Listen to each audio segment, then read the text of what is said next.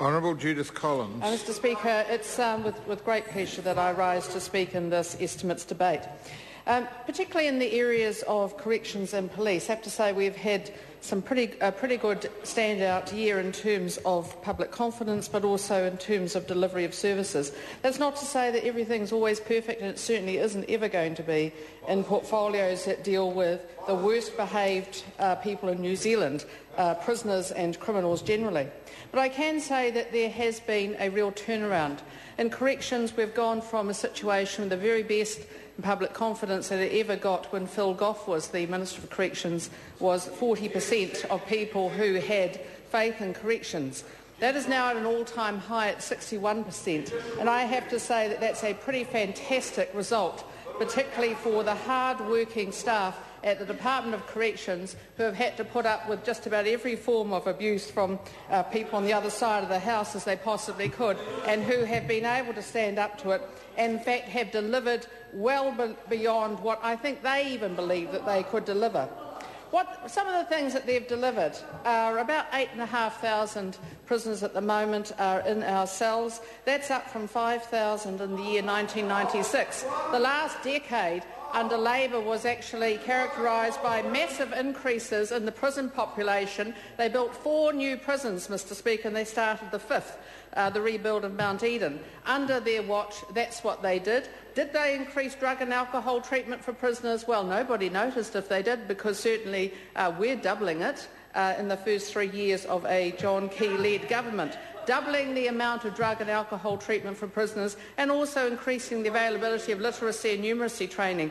I was very interested to hear the speech before from the Honourable Roger Douglas. Sir Roger Douglas, when he spoke about education and about the need for people to get education, about how our poorest people were the ones who missed out so much. Well, it's a sad fact, but it's true that about 90% of our prisoners are basically illiterate. About 80% don't have basic numeracy skills.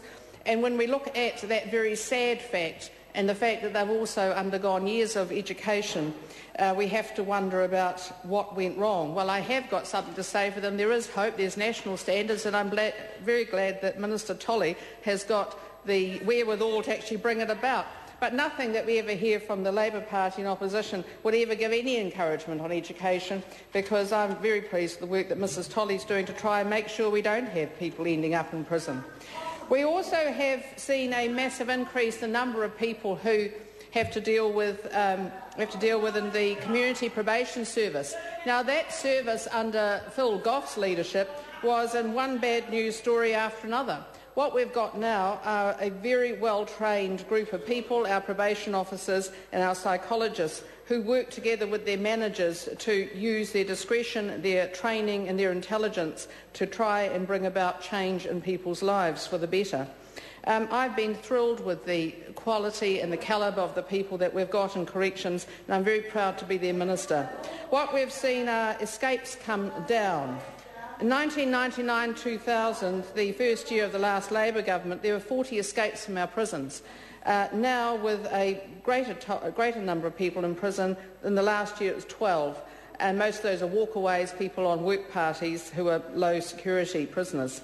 We've seen the first of the public-private partnership work going on with corrections, working with the infrastructure unit at Treasury on that. Really good to be able to see the department taking such a role and a lead role in it. We've seen the first contract management work going on, and that is progressing well. We've seen double bunking increased. When Labor was in government, there were 21% of our cells were double bunked. Well, we never heard them talk about that in opposition, but the fact is that that is true, and that has been increased to be able to deal with the fact they left us, although with 4 brand new prisons, not nearly enough beds for the forecast that they knew were coming down the pipeline at us. We've also brought in container cells, and I have to say I am really pleased with those, Mr Speaker. They are outstanding. They're cheap, they're quick, they're waterproof, they're extremely humane, but they are Spartan. And I have to say, having been accused by the opposition of pulling a stunt on it, actually they have been a standout success.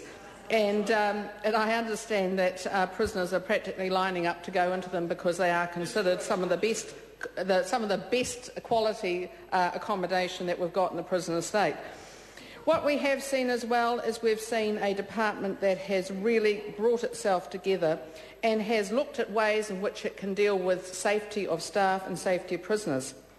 We've seen serious assaults on our staff go down to 2 in the last financial year. 2. That is down from 11 in the financial year before that. Part of that is the staff safety project, part of it's to do with the razor blade project and change in policy, which now means that people like George Baker aren't allowed to retain and store up razor blades in their cells so that they can then make them into weapons. That has been a standout success, a 61.5% reduction in attacks using razor blades. And of course it's a way of dealing with people who also have sometimes suicidal tendencies, to make sure that we try and keep them safe. Cell phone blocking, which was started under the previous government, has been completed under this government. And corrections is the first in New Zealand, is the first country in the world to actually have this in all of our prisons. That is a fantastic achievement, and I have to also congratulate the technology sector for the way in which they have worked with corrections and continue to do so as technology consistently improves. And I was over in Australia recently for a meeting with other ministers and of corrections areas, and I was thrilled to see that a New Zealand-owned company, New Zealand government-owned company, Cordia, has been asked to be the lead advisors for the Australian states on how they can bring in cell phone blocking. And it was absolutely marvellous as a Kiwi minister to be able to sit there and say, isn't it great? And I didn't even once remind the Australians that it was a New Zealand company, but everybody knew and they just weren't saying. On my other major portfolio of police, can I say it's marvellous as well to be the Minister in charge, or as the Minister of the finest police in the world, actually. And I know that Mr Cunliffe might think that that's a bit too far, but it's not. And I say to him, name me one other police force in the world that people in New Zealand would rather have. One other. And the fact is, there is no other. Our New Zealand police are renowned for their lack of corruption, the fact that they are respected by people right from one end of the country to the other, and I'm sure that many people would be very proud to be the Minister of Police. I have to say, too, is that consistently I come across people who want to thank me for the work of New Zealand Police. I don't want to take credit for it because it's actually not my work, but I am pleased to be able to say that we have, as a government, backed the police. When they needed tasers, we got them tasers. I have no idea why it took the Labor Party about 5 years of fluffing around and trying to work out whether or not the Greens would support it. Well, actually, who cares if the Greens support it? The people do, and that's what we should do, and it's the right thing to do. And I also have to say, too, is that it's good to be able to have a Prime Minister who consistently backs New Zealand Police and doesn't go and blame them when something goes wrong because some criminal's done some particular activity that's caused harm. It's great to have a Prime Minister in the Right Honourable John Key who gets out there and backs New Zealand Police and backs me, actually, when I have to go out there and occasionally take the odd hit for police. I think it's great to be able to look at some of the innovations that police are bringing in. Obviously, this government has supported them with a raft of legislation. Police safety orders are one of them. That's just been in, they've only been in for the last month or so. New Zealand Police have taken to them basically like ducks to water. They have issued really a couple of hundred of these. They've been able to stop family violence before it's got to the situation where people's lives have been put at risk or people have been injured, and they're already working well. New Zealand Police have been very keen to take up any opportunity that they can to deal with this dreadful plague of family violence that we have in so many homes.